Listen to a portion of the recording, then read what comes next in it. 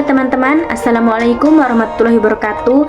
Bersama saya Alfia Farizal dalam channel YouTube ini yang akan membahas permasalahan yaitu seputar ilmu kalam. Gimana nih kabarnya teman-teman semua? Mudah-mudahan dalam keadaan sehat walafiat dan tidak kurang satu apapun. Nah, pada video kali ini kita akan membahas 3 hal dari ilmu kalam. Yang pertama, kita akan membahas seputar pengertian ilmu kalam. Apa sih makna dasarnya? Dan kemudian, apa saja sebutan-sebutan lain dari ilmu kalam ini sendiri. Semoga bermanfaat dan selamat menikmati.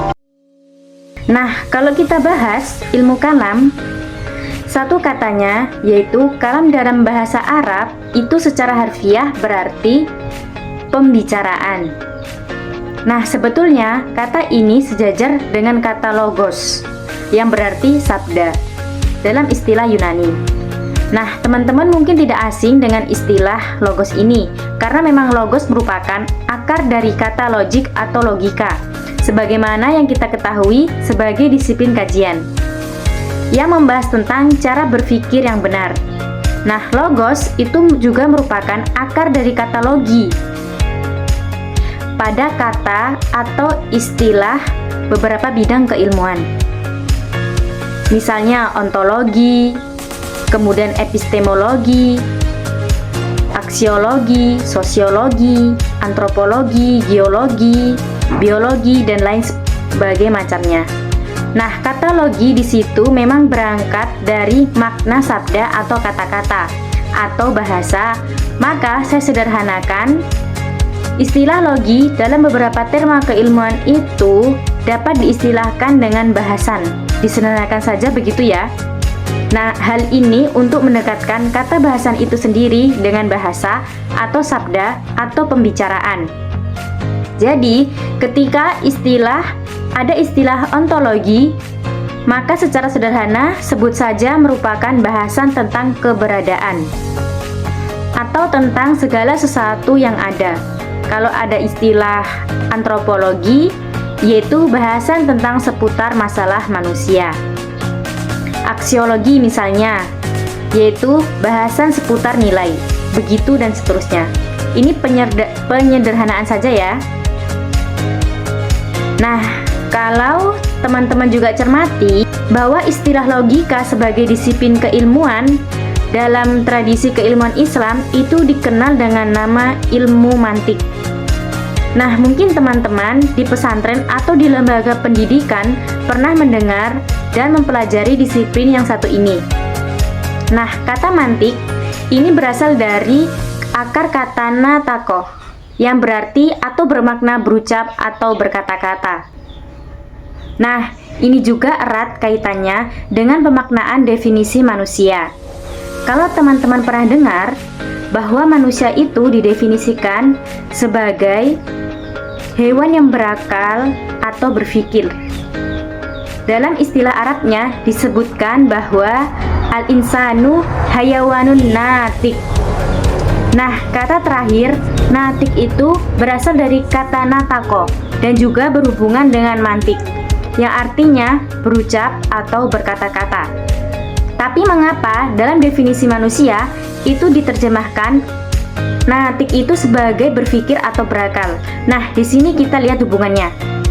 Bahwa ketika kita berbicara, berkomunikasi, berucap, berkata-kata satu dengan yang lainnya, maka sebetulnya kita sedang menuangkan pikiran kita dalam medium lisan atau dalam medium kata-kata. Jadi, secara tidak langsung bahwa pembicaraan atau berucap, berkata-kata, bersabda itu menunjukkan atau mencerminkan sebuah penalaran di belakangnya. Kita bisa berkomunikasi karena memang kita berkomunikasi dalam kata-kata, dalam bahasa, karena memang kita memiliki pengetahuan atau rasio atau akal pikiran, sehingga wajar saja kata natik dalam istilah al-insanu hayawanun natik itu diartikan dengan manusia adalah hewan yang berpikir. Walaupun secara letterlek bisa diterjemahkan juga bahwa manusia adalah hewan yang berkata-kata atau berbicara. Kurang lebih seperti itu ya. Lalu apa hubungannya dengan ilmu kalam? Ya, kalau teman-teman lihat bahwa kalam itu sendiri sejajar dengan logos. Logos berkaitan dengan logika. Logika yang kita kenal dengan ilmu mantik yang berkaitan dengan penalaran atau pemikiran atau rasionalitas. Maka bahwa rasionalitas itu sendiri dalam ilmu kalam merupakan ciri khas pendekatan yang utama. Ketika berbicara tentang ilmu kalam, juga berbicara tentang rasionalitas atau pemaksimalan akal pikiran. Kurang lebih dengan filsafat ya, tapi ada beberapa perbedaan mendasar tentang ilmu kalam. Kurang lebih dengan filsafat ya, tapi ada beberapa perbedaan mendasar antara ilmu kalam dan filsafat. Nanti akan kita bahas. Oke, kita lanjut. Nah, kata kalam yang bermakna berbicara atau berkata-kata atau berucap ini bisa dikaitkan dengan dua hal. Dia dalam konteks ilmu kalam ya, dia berkaitan dengan yang pertama Tuhan, yang kedua dengan manusia. Nah, mengapa dikaitkan dengan Tuhan atau kalam Tuhan atau firman Tuhan? Karena memang dalam sejarahnya, dalam sejarah kemunculan ilmu kalam itu sendiri berangkat dari perbedaan makna tentang firman Tuhan.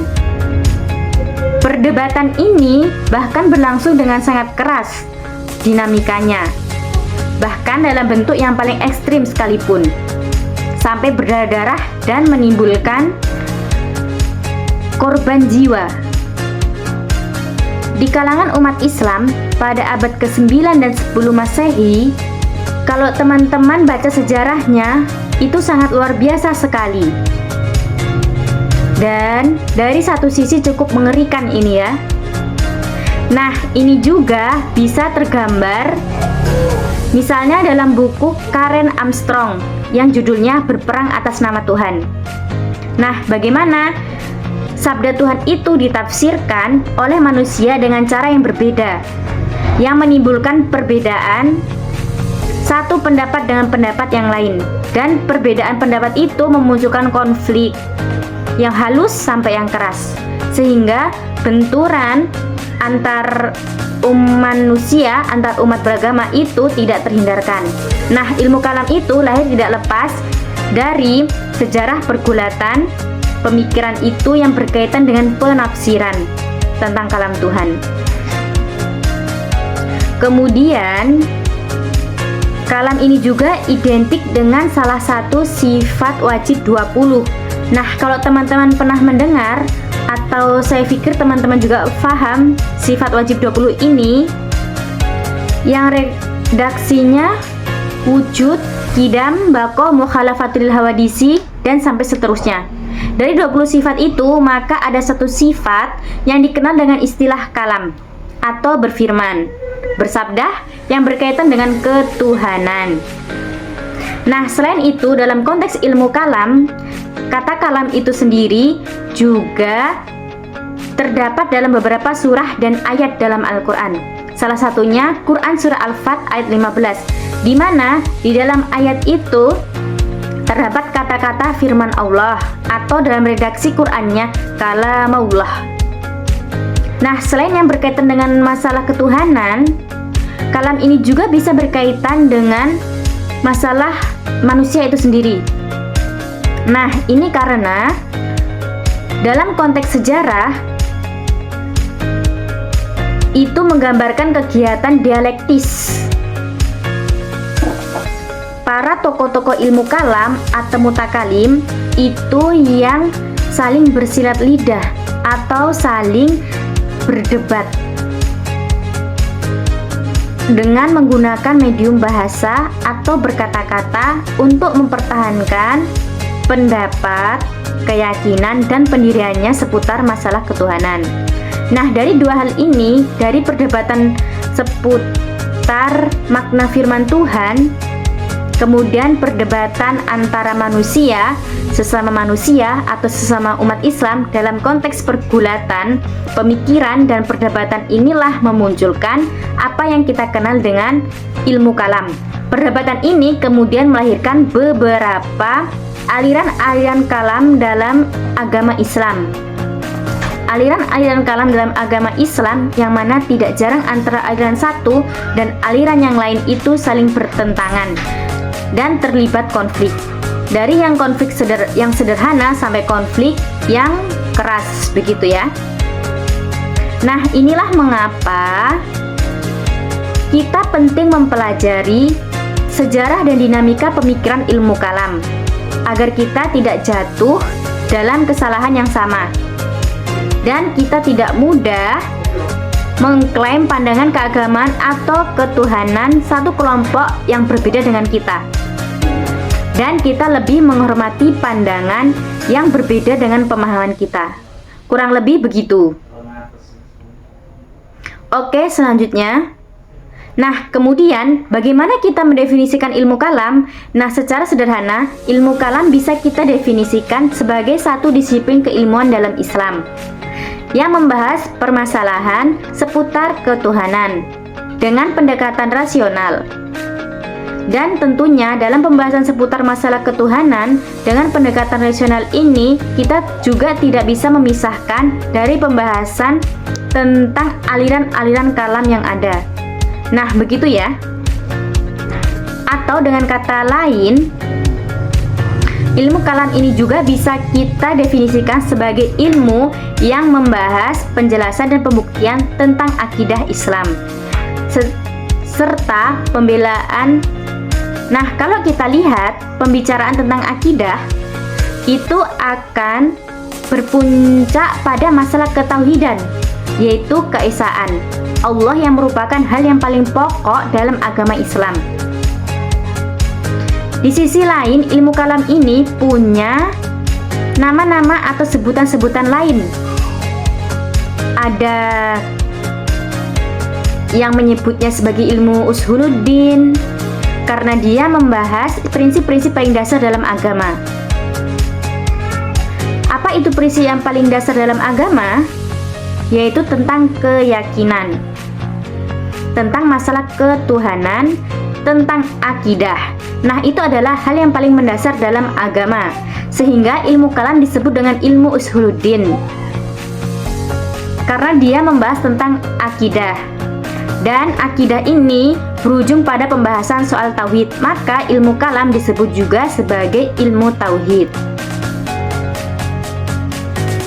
Di samping itu ada juga yang membuat istilah yang mengatakan bahwa ilmu kalam ini merupakan fikih al-akbar, fikih yang besar, yaitu fikih atau pemahaman yang membahas hal-hal pokok dalam agama, yaitu tentang keyakinan tadi.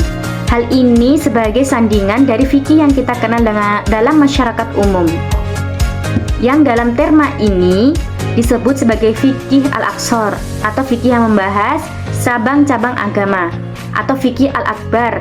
Ilmu kalam itu atau fikih yang membahas cabang-cabang agama. Kalau fikih al-akbar, ilmu kalam itu membahas pokoknya tentang akidah, sedangkan fikih al-ashar itu membahas cabang-cabangnya, yaitu masalah furu'iyah, masalah ibadah, muamalah, dan lain sebagainya. Satu lagi, bahwa ilmu kalam juga dikenal dengan istilah teologi Islam. Theos yang bermakna Tuhan, logos yang bermakna bahasa. Nah, itu seputar definisi dan pemaknaan ilmu kalam. Oh ya, satu lagi. Nah, banyaknya nama lain dari ilmu kalam ini, ada ushuluddin, ada ilmu tauhid, ada fikih al-akbar, ada teologi Islam. Demikian yang dapat saya sampaikan. Kurang lebihnya mohon maaf. Assalamualaikum warahmatullahi wabarakatuh.